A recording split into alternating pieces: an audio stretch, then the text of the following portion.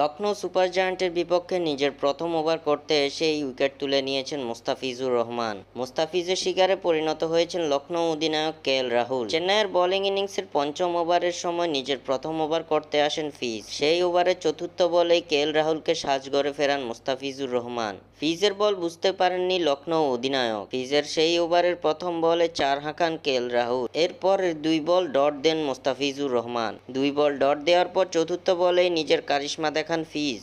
জাদুকরি cater দিয়ে ভারতীয় batter KL রাহুলকে বোকা বানিয়ে দেন ফিজ। ফিজের বল বুঝতে না পেরে এক্সট্রা কভার অঞ্চলে থাকা চেন্নাই অধিনায়ক ঋতুরাজ গায়কোয়াদের হাতে ক্যাচ তুলে দেন কেএল রাহুল, যার ফলে সাজঘরে ফিরে যেতে হয় রাহুলকে। মুস্তাফিজের বলে আউট হয়ে চোখে মুখে হতাশা দেখা যায় কেএল রাহুলের উইকেট তুলে নেওয়ার মাধ্যমে আইপিএলে নিজের 12তম উইকেটের দেখা পান কাটার মাস্টার ফিজ।